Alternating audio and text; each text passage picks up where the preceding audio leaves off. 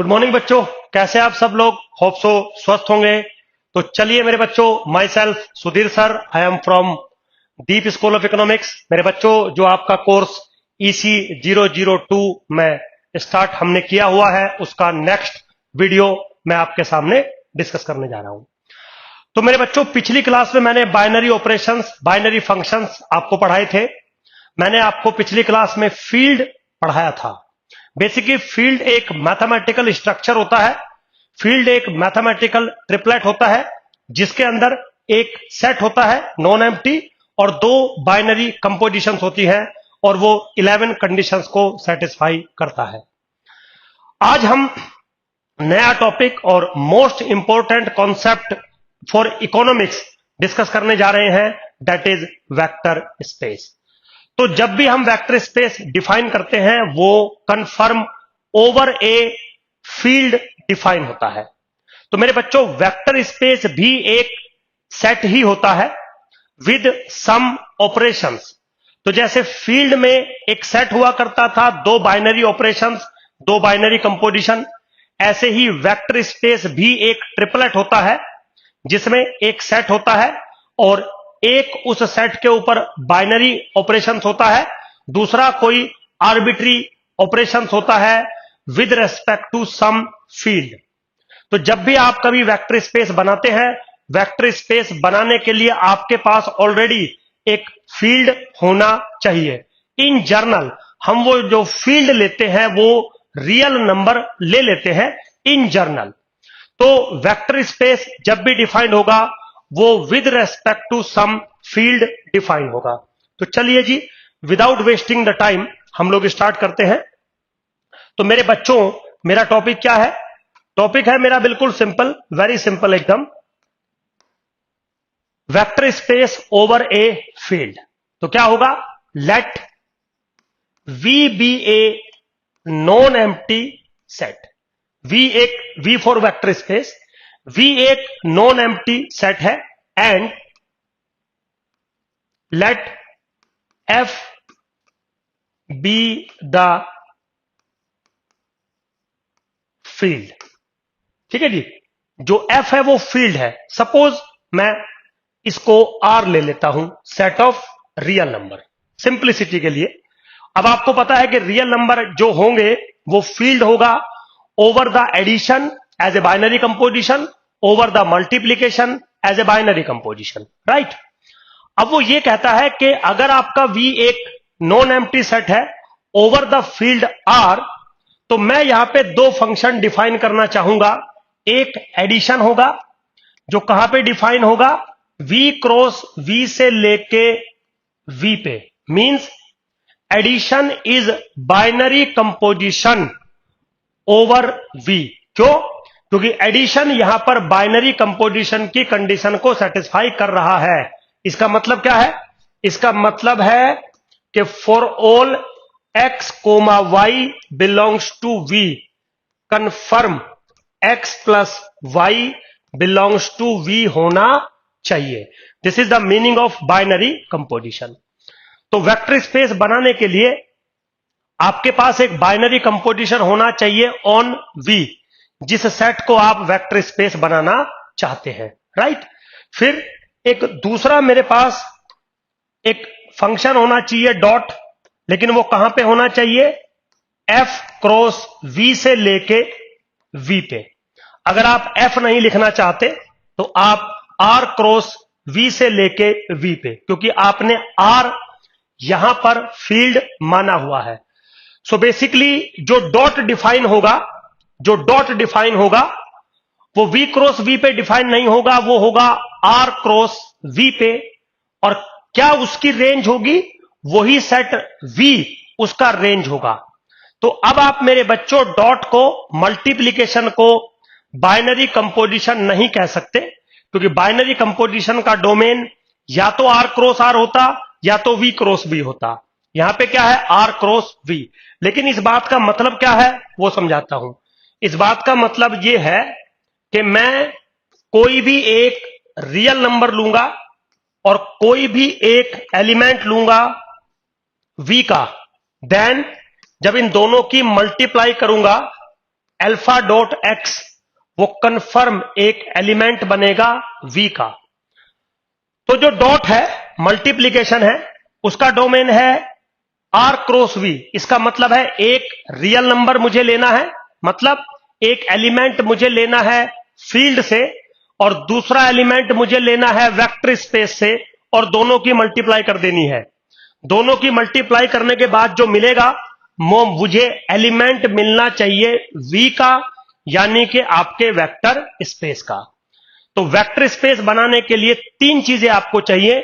एक तो non empty set चाहिए, उस पे एक एडिशन ऑपरेशन चाहिए जो कि बाइनरी कंपोजिशन है, और एक दूसरा फंक्शन चाहिए मल्टीप्लीकेशन, जो कि बाइनरी कंपोजिशन तो नहीं है बट इस कंडीशन को सेटिस्फाई करता है। इस कंडीशन को सेटिस्फाई करता है जहां पे जो पहला जो सेट है आर, ये एक फील्ड होना चाहिए मेरे बच्चों। इसीलिए मैंने आपको पिछली क्लास में फील्ड पढ़ाए थे कि फील्ड के बिना वेक्टर स्पेस नहीं बनेगा। तो अब एक्चुअली में क्या हुआ, हमारे पास एक ट्रिपलेट बन गया। अगर हम अंडरस्टूड ये मान ले कि जो फील्ड है वो रियल नंबर है, तो मेरे पास एक ट्रिपलेट बन गया v plus and dot. This triplet is called vector space. Vector space है ना। If satisfy some condition, if satisfy some conditions. ठीक है मेरे बच्चों, मैंने बोला था कि जितनी भी स्ट्रक्चर हम पढ़ते हैं वो सब की सब ट्रिपलेट होती हैं, जिसमें कुछ सेट्स होते हैं, जिसमें कुछ फंक्शंस होते हैं, कुछ ऑपरेशंस होते हैं, और वो कुछ set of conditions, bunch of conditions को सेटिस्फाई करते हैं, तो उन स्ट्रक्चर्स को कुछ नाम दे दिया जाता है। तो यहां पे जो हम स्ट्रक्चर पढ़ रहे हैं वो है वेक्टर स्पेस। अब वो कहता है कि वेक्टर स्पेस के लिए तीन चीजें चाहिए, आपको मिल गई। और अब अगर वो फॉलोइंग 10 कंडीशंस को सेटिस्फाई करता है, then this structure is called vector space. बिल्कुल सिंपल। अब क्या है वो स्ट्रक्चर, चलिए देखते हैं मेरे बच्चों। Very simple. सबसे पहले x plus y belongs to v for all x y belongs to v। तो चलिए जी, ये तो बाइनरी कंपोजिशन से आ गया, और बाइनरी कंपोजिशन यही कहती है, क्या कहती है कि अगर आपके v को वेक्टर स्पेस होना है तो वेक्टर स्पेस यानी कि v के कोई भी दो एलिमेंट आप ले लीजिए, उन पे आप एडिशन ऑपरेशन लगाइए। एडिशन ऑपरेशन लगाने के बाद जो एलिमेंट बनेगा वो कंफर्म उस सेट का ही एलिमेंट होना चाहिए। ये डन बात है बिल्कुल। अगर ऐसा नहीं हो रहा है तो एडिशन के रेस्पेक्ट में जो आपका v होगा वो वेक्टर स्पेस नहीं होगा। ठीक, चलिए कोई बात नहीं। नाउ सेकंड कंडीशन क्या है? सेकंड कंडीशन है x plus y is equal to y plus x for all x comma y belongs to v। अब याद करो, ऐसी कंडीशन मैंने कुछ कुछ आपको फील्ड में भी समझाई थी, तो यहां पे डीपली जाने की जरूरत नहीं है। तो वो कह रहा है कि आपके v को वेक्टर स्पेस होने के लिए उसका कोम्यूटेटिव प्रॉपर्टी सेटिस्फाई करना मैंडेटरी है। चलिए लिख दिया जी। Now third point, x plus Y plus Z is equal to x plus Y plus Z for all x y z belongs to v। Very simple. वो कह रहा है कि तीन एलिमेंट्स अगर मैं आपके सेट के लूं तो वो with respect to addition associative property को सेटिस्फाई करना चाहिए। एसोसिएटिव प्रॉपर्टी आपके सामने लिखी है, पिछली क्लास में जब फील्ड पढ़ा रहा था तो इसका डीप डिस्कशन आपके साथ मैंने किया था। चलिए जी, कोई प्रॉब्लम नहीं है, आगे चलते हैं। फोर्थ प्रॉपर्टी कहती है कि for all x belongs to v there exists an e element belongs to v such that x plus e element is equal to x। समझ रहे हो? Now this e is what? This e is nothing but additive identity। तो वो कहता है कि V को vector space होने के लिए उसके अंदर एडिटिव आइडेंटिटी होना मैंडेटरी है। In general additive identity 0 element होता है और हम उसको E से रिप्रेजेंट करते हैं। This E is unique for every vector space. जैसे रियल नंबर के सेट में जो एडिटिव आइडेंटिटी होती है वो 0 होती है, तो दुनिया में बहुत सारे वेक्टर स्पेस होंगे तो उनकी जो एडिटिव आइडेंटिटी होगी डिफरेंट डिफरेंट होगी। तो वो एडिटिव आइडेंटिटी क्या होगी मुझे इससे कोई मतलब नहीं है, बस आपके वेक्टर स्पेस में एडिटिव आइडेंटिटी एलिमेंट होना चाहिए। Who is the additive identity element? Additive identity element वो होता है जिसमें अगर आप एडिटिव प्रॉपर्टी लगाओ किसी भी एलिमेंट के साथ तो वो एलिमेंट की वैल्यू चेंज नहीं होनी चाहिए। Now fifth point, for all x belongs to V, there exists some another element y belongs to V such that x plus y is equal to additive identity। ये बात मैं आपको field में अच्छे से डीपली डिस्कशन करके बच्चों समझा चुका हूं। This y is nothing but additive inverse. तो कौन होता है एडिटिव इनवर्स? वो एडिटिव इनवर्स होता है जिसमें x प्लस वाई करने पे आपको आइडेंटिटी एलिमेंट या एडिटिव आइडेंटिटी एलिमेंट मिल जाए। तो वो कहता है कि वेक्टर स्पेस होने के लिए आपके सेट के अंदर हर एक एलिमेंट के कोरस्पॉन्डिंग एडिटिव इनवर्स एग्जिस्ट करना चाहिए, और जो एडिटिव इनवर्स होते हैं वो हर एलिमेंट के कोरस्पॉन्डिंग यूनिक होते हैं। जैसे अगर हम सेट ऑफ रियल नंबर की बात करें, एक्चुअली में set of real number vector space भी होता है, फील्ड भी होता है, वेक्टर स्पेस भी होता है। तो इसीलिए बार बार मैं समझाने के लिए सेट ऑफ रियल नंबर की बात कर रहा हूं आपके सामने। फिर मैं आज कुछ एग्जांपल लूंगा वेक्टर स्पेस के, और बहुत सारे भी सेट ऐसे हो सकते हैं। तो अगर 2 का एडिटिव इनवर्स देखूं तो -2, 3 का एडिटिव इनवर्स के देखूं तो -3, इसका मतलब एडिटिव इनवर्स मेरे पास मिल रहा है। ठीक है बेटा, तो ये पांचों प्रॉपर्टी है जो सबसे पहले सेटिस्फाई होनी चाहिए। टोटल है 10 प्रॉपर्टी, तो 5 मैंने आपको समझाई। ठीक है, एक चीज को आप नोटिस करोगे कि ये पांचों प्रॉपर्टी जो मैंने आपको समझाई ये सारी की सारी प्रॉपर्टी एडिशन के रेस्पेक्ट में है। अब बारी आती है मल्टीप्लीकेशन के रेस्पेक्ट में। तो जो 6 प्रॉपर्टी है वो मल्टीप्लीकेशन के रेस्पेक्ट में है। क्या है? For all alpha belongs to real number, मैं यहां पे फील्ड रियल नंबर लेके चल रहा हूं, and for all x belongs to v, तो confirm alpha into x must belongs to v होना चाहिए। इसका मतलब है कि अगर आप एक एलिमेंट लेते हैं फील्ड से और एक एलिमेंट लेते हैं वेक्टर स्पेस से, तो उन दोनों का मल्टीप्लीकेशन जो भी बनेगा वो वेक्टर स्पेस का एलिमेंट होना चाहिए, तभी आपका सेट V वेक्टर स्पेस हो सकता है। समझ गए? अदरवाइज नहीं होगा। तो इसको हम कहते हैं कि अगर अल्फा में से एक लूं फील्ड से और कोई मैं अनदर एलिमेंट लूं V का, तो जो डॉट है मल्टीप्लीकेशन है किसी नंबर का, किसी एलिमेंट ऑफ फील्ड का, किसी वेक्टर के साथ, तो जो प्रोडक्ट बनेगा वो कंफर्म एक वेक्टर बनना चाहिए। बिल्कुल वेरी सिंपल, कोई प्रॉब्लम नहीं है। नाउ 7th पॉइंट अब थोड़ा सा समथिंग डिफरेंट है। क्या है 7th पॉइंट? वो कह रहा है कि alpha into x plus y बराबर होगा alpha into x plus alpha into y for all alpha belongs to real number and x comma y belongs to V. Be careful, यहां पे वो क्या कह रहा है कि जो फील्ड का एलिमेंट है वो वेक्टर के एलिमेंट या वेक्टर स्पेस के एलिमेंट के कोरस्पॉन्डिंग लेफ्ट डिस्ट्रीब्यूटिव होना चाहिए। तो बेसिकली यहां पे आप क्या कर रहे हैं, पहले आप 2 एलिमेंट ले रहे हैं वेक्टर स्पेस के, उनका एडिशन कर रहे हैं और फिर वो जो वेक्टर बनेगा उसका आप मल्टीप्लीकेशन कर रहे हैं फील्ड के एलिमेंट के साथ।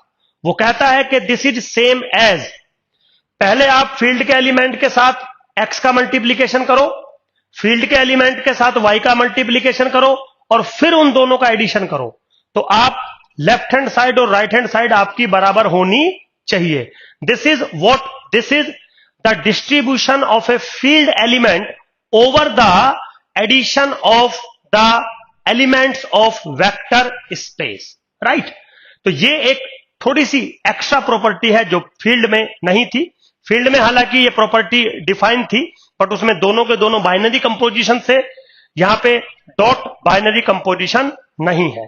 चलिए खैर, अब मेरे बच्चों यहीं पे मैं 8th प्रॉपर्टी लेके आता हूं. This is what? Alpha plus beta into x is equal to alpha into x plus beta into x for all alpha beta belongs to real number and x belongs to v. बिल्कुल आराम से गौर से समझिए.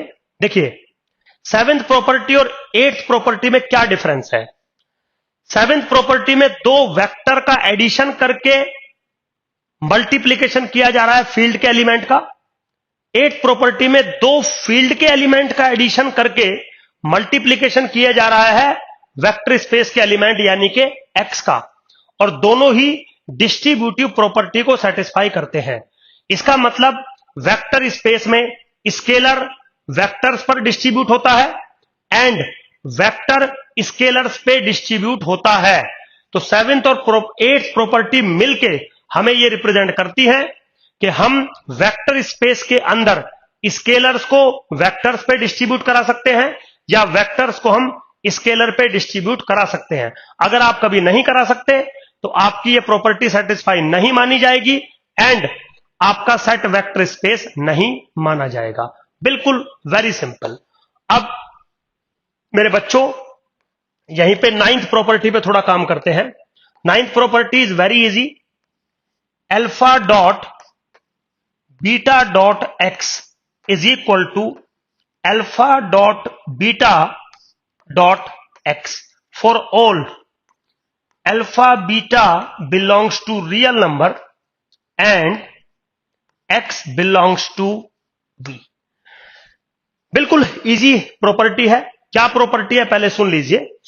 वो कहता है कि अगर मैं दो एलिमेंट लेता हूं फील्ड के, field is what? Real number, और एक एलिमेंट लेता हूं वेक्टर स्पेस का, तो ये कंडीशन सेटिस्फाई होनी चाहिए. कंडीशन क्या है? Very simple. देखिए वो कहता है कि पहले आप वेक्टर में किसी नंबर की मल्टीप्लाई करो, तो वेक्टर में जब आप किसी नंबर की मल्टीप्लाई करोगे तो वेक्टर बनेगा, और फिर इस वेक्टर की दूसरे नंबर में मल्टीप्लाई करो.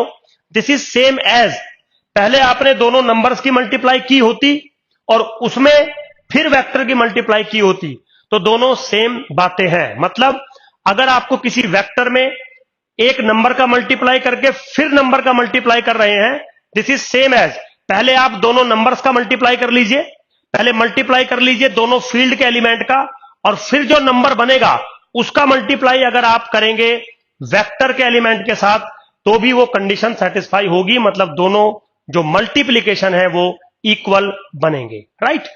So this is my 9th property मेरे बच्चों. Last property which is property number 8 which is very obvious but satisfy होनी चाहिए. प्रॉपर्टी नंबर 10 क्या है मेरे बच्चों? वो कह रहा है for all x belongs to v 1 dot x is equal to x. Means what? आपके सेट के अंदर, आपके फील्ड के अंदर मल्टीप्लीकेटिव आइडेंटिटी एग्जिस्ट करनी चाहिए corresponding to vector space. Means 1 which is multiplicative identity dot with vector element is same as that vector element. right. तो अगर कोई भी set together with addition and together with multiplication इन 10 की 10 properties को satisfy करता है मेरे बच्चों, then this triplet v plus dot is called vector space. Right. चलिए जी, अब आज आपको एक कमाल की बात बताता हूं. किसी ने पूछा या किसी ने कहा कि हमें लगता है कि भगवान एक बहुत बड़ा मैथमेटिशियन रहे होंगे. मतलब भगवान जी हैं जो जिन्होंने ये पूरा सृष्टि बनाया है, वो वाकई में एक बहुत बड़े मैथमेटिशियन रहे होंगे. अब आपको लगेगा सुधीर सर क्लास के बीच में कहां आप भगवान जी को ले आए। समझाता हूं। दुनिया में जितने भी काम होते हैं मतलब एवरीथिंग, समझ गए? आप घर बनाते हैं, आप शादी करते हैं, जो भी आप काम करते हैं दुनिया में, वो तब तक सेटिस्फाइड नहीं होता जब तक वो वेक्टर स्पेस की कंडीशन को सेटिस्फाई नहीं करता। Everything is in the world, in the universe is a vector space. मतलब ठीक है, अभी आपको हो सकता है मेरी बात का विश्वास ना हो, कोई बात नहीं, बाद में हो जाएगा कभी। तो वेक्टर स्पेस दुनिया में जितने भी काम होते हैं वो तभी पॉसिबल है जब वो वेक्टर स्पेस की थ्योरी को सेटिस्फाई करते हैं। जैसे एक एग्जांपल देता हूं मैथमेटिकली। चलिए कैसे देता हूं, देखिए मेरे बच्चों, आपने शायद कभी आर स्क्वायर पढ़ा होगा। आर स्क्वायर क्या होता है? R square is nothing but x comma y such that x y belongs to real number. ठीक है बेटा, कोई प्रॉब्लम नहीं है। अब मैं आपसे यह कहना चाहता हूं कि ये जो आर स्क्वायर है, ऑब्वियसली ये एक नॉन एम्प्टी सेट है। ओके, ये एक नॉन एम्प्टी सेट है। तो मैं एक सेकंड के लिए इसको V कंसीडर कर रहा हूं, V फॉर वेक्टर स्पेस। मैं इसको एक सेकंड के लिए V कंसीडर कर रहा हूं। तो मैं आपसे यह पूछना चाहता हूं कि अगर मैं आर स्क्वायर को V ले लूं और ओवर द फील्ड F को मैं R ले लूं, मतलब F जो फील्ड आप लेते हैं उसको भी मैं एक सेकंड के लिए R ले लूं, तो क्या ये V over R vector space बनेगा? तो क्या आर स्क्वायर एक वेक्टर स्पेस होता है? अब आपका जवाब होगा यस सर। लेकिन मेरा एक सवाल है, आपने आर स्क्वायर में एक चीज को देखा होगा, जब आप आर स्क्वायर के दो एलिमेंट लेते हैं, मान लीजिए capital x capital y are the element of R square, suppose for example, तो कैसे लेंगे? सपोज आपने एक्स ले लिया ए कोमा बी, सपोज, है ना, और वाई आपने ले लिया सपोज A1 कोमा B1, तो ये भी आर स्क्वायर का एलिमेंट है और ये भी आर स्क्वायर का ही एलिमेंट है। समझ गए? तो जब आपको कभी यह कहा जाता है कि मेरे बच्चों आर स्क्वायर के दो एलिमेंट का एडिशन करिए, तो पता है आप कैसे करते हैं? x प्लस वाई आप कैसे करते हैं?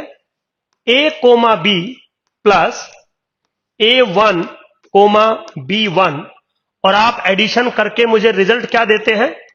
A plus A1 B plus B1, और ये कंफर्म आर स्क्वायर का एलिमेंट बनता है।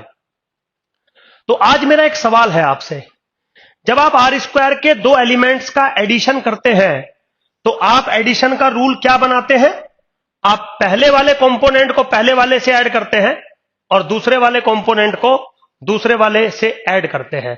मेरा क्वेश्चन यह है कि आप ऐसे एडिशन क्यों करते हैं? मैं तो नहीं कहता ऐसे कि पहले को पहले से ऐड करिए, दूसरे को दूसरे से ऐड करिए, तो कोई ना कोई लॉजिक होगा सच दैट आर स्क्वायर के एलिमेंट्स को ऐसे ऐड किया जाता है। उसका लॉजिक है, अगर आप ऐसे एडिशन नहीं करोगे तो आर स्क्वायर वेक्टर स्पेस की 10 कंडीशनों को सेटिस्फाई नहीं करेगा। तो आर स्क्वायर अगर आपको मैथमेटिक्स में पढ़ना है तो उसको वेक्टर स्पेस की सारी कंडीशंस को सेटिस्फाई करना पड़ेगा, और वेक्टर स्पेस की सारी कंडीशंस को सेटिस्फाई करने के लिए वेक्टर्स का जो एडिशन है वो कोरस्पोंडिंगली ऐसे ही डिफाइन करना पड़ेगा। Be careful. फिर आप क्या करते थे? एक नंबर का मल्टीप्लाई करते थे किसी वेक्टर के साथ। तो नंबर मान लीजिए अल्फा है, वेक्टर है ए कोमा बी, तो मल्टीपल कैसे करते थे? अल्फा इंटू ए कोमा अल्फा इंटू बी। याद आया आप लोगों को? समझ में आया? तो मेरा एक सवाल है कि जब आप आर स्क्वायर के किसी वेक्टर के अंदर किसी नंबर का मल्टीपल करते थे, तो आप इस नंबर का मल्टीपल पहले कंपोनेंट में भी करते हो, दूसरे कंपोनेंट में भी करते हो। सवाल यह है कि क्यों करते हो? किसने बोला आपको ऐसा? आप एक ही में मल्टीपल कर दीजिए, दूसरे में मत मल्टीपल करिए। सर वो इसलिए करना पड़ता है क्योंकि अगर ऐसा नहीं करेंगे तो आर स्क्वायर वेक्टर स्पेस नहीं होगा। तो मेरे बच्चों, आर स्क्वायर वेक्टर स्पेस तभी होता है जब दो वेक्टर्स का एडिशन आप ऐसे डिफाइन करते हैं और एक वेक्टर का एक स्केलर के साथ मल्टीपल आप ऐसे डिफाइन करते हैं। एंड बी केयरफुल, आप कभी भी दो वेक्टर्स का मल्टीप्लिकेशन नहीं करते, आप कभी भी एक वेक्टर का और एक स्केलर का एडिशन नहीं करते। क्यों? क्योंकि हमने आपको कभी सिखाया ही नहीं, हमने सिर्फ आपको वेक्टर्स को ऐड करना सिखाया है और वेक्टर का स्केलर के साथ मल्टीपल करना सिखाया है। अब कुछ बच्चे बोलेंगे सुधीर सर हमने तो वेक्टर्स का मल्टीप्लिकेशन किया है। बाबू वो मल्टीप्लिकेशन नहीं होता, आपने जो किया है उसको हम डॉट प्रोडक्ट कहते हैं या क्रॉस प्रोडक्ट कहते हैं। तो dot product is a different scenario, cross product is a different scenario. आपने कभी भी दो वेक्टर्स का प्रोडक्ट नहीं किया होगा, क्योंकि मल्टीप्लिकेशन दो वेक्टर्स का होता ही नहीं है। वो जो आपने किया है ना उसको डॉट प्रोडक्ट या क्रॉस प्रोडक्ट कहते हैं, वो डिफरेंट थिंग है। आप कभी भी किसी वेक्टर के अंदर किसी भी कांस्टेंट को या किसी भी नंबर को एडिशन नहीं कर सकते।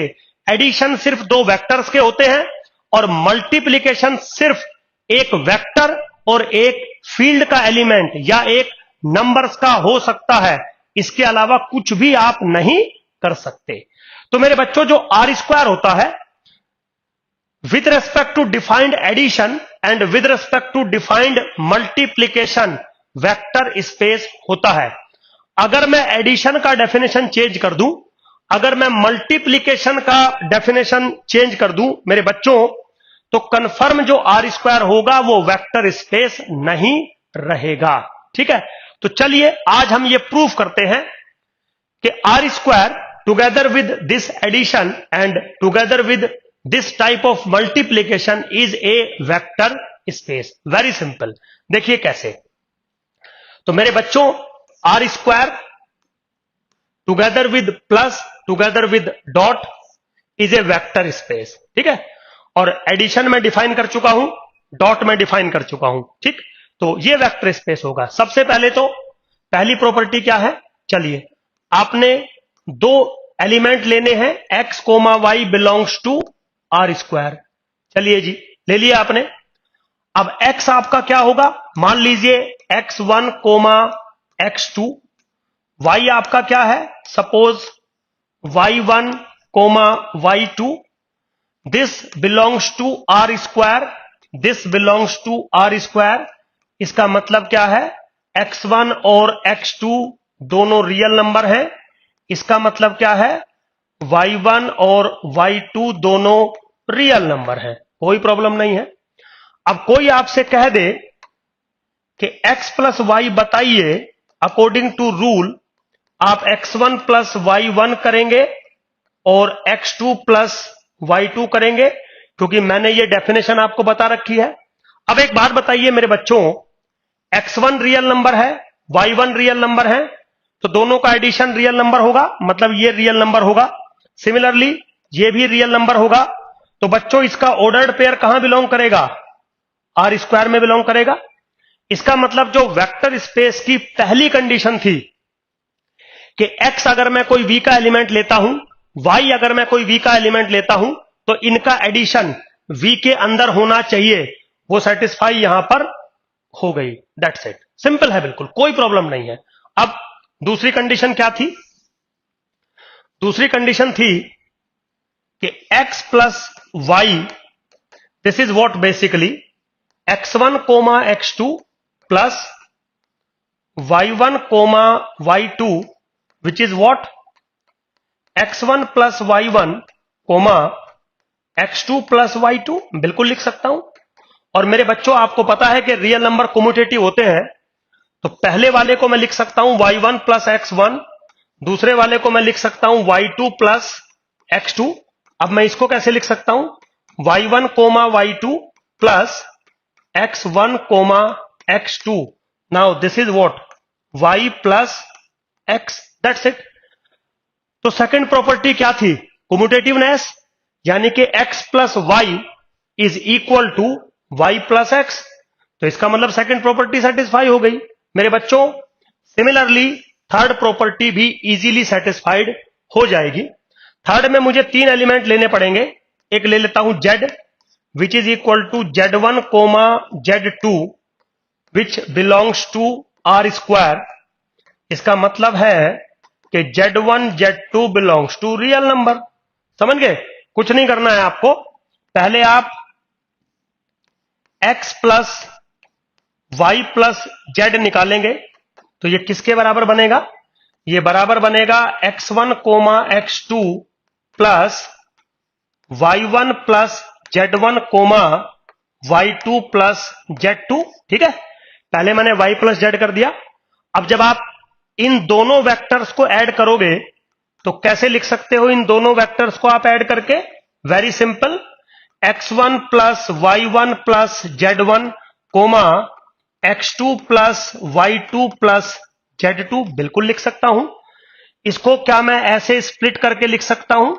x1 plus y1 x1 plus y1 comma, एक सेकंड मेरे बच्चों, coma x2 plus y2 plus z1 comma z2, बिल्कुल ऐसे लिखा जा सकता है। नहीं तो आप लिख के देख लीजिए, सेम बनेगा। But now this is what? This is x plus Y plus z. इसका मतलब जो एसोसिएटिविटी प्रॉपर्टी है वो भी यहां पर सेटिस्फाइड हो रही है। बिल्कुल सिंपल, राइट? अब मेरे बच्चों फोर्थ प्रॉपर्टी पे आते हैं। सबसे पहले एक बात आप बताइए मुझे, क्या 0 एलिमेंट आर स्क्वायर में बिलोंग करेगा? Yes. And x comma y plus 0,0 क्या always x plus 0,y plus 0 लिखा जाएगा? बिल्कुल, क्योंकि ये रूल है। And according to this is equal to what? x comma y. Yes. इसका मतलब अगर आप आर स्क्वायर का कोई भी एलिमेंट लेते हैं, आपके पास कन्फर्म एक 0 एलिमेंट है, ऐड करोगे तो सेम एलिमेंट बनेगा। Now this element is called additive identity. आप इसको कैपिटल 0 से रिप्रेजेंट कर दो या तो ई से रिप्रेजेंट कर दो। This is vote? 0। इसका मतलब अंडर द यूजुअल डेफिनेशन जो मैंने अभी आपको दी थी, उसके अंडर में जो 0 एलिमेंट है वो एडिटिव आइडेंटिटी के रोल को प्ले कर रहा है। बिल्कुल सिंपल। ठीक है जी, कोई बात नहीं। तो 4 प्रॉपर्टी सेटिस्फाई हो गई आर स्क्वायर के रेस्पेक्ट में। मेरे बच्चों फिफ्थ प्रॉपर्टी पे आते हैं। एक बात आप मुझे बताइए, अगर x कोमा वाई बिलोंग्स करता है आर स्क्वायर को, तो confirm minus x comma minus y belongs करेगा आर स्क्वायर को। क्यों? क्योंकि x अगर रियल नंबर है तो माइनस एक्स भी रियल नंबर होगा, y अगर रियल नंबर है तो माइनस वाई भी रियल नंबर होगा। तो एक्स वाई अगर बिलोंग कर रहा है आर स्क्वायर में, तो minus x minus y belong करेगा आर स्क्वायर में। एंड आप क्या कह सकते हैं? आप कह सकते हैं x comma y plus minus x comma minus y is equal to 0,0। Yes. इसका मतलब क्या हुआ? इसका मतलब हुआ कि ये जो एलिमेंट है वो इस वाले एलिमेंट का एडिटिव इनवर्स बनेगा। तो आपने ये शो कर दिया कि आर स्क्वायर के अंदर एडिटिव इनवर्स आपको मिल जाएगा। बिल्कुल सिंपल है। तो 5 प्रॉपर्टी हमने सेटिस्फाई कर दी।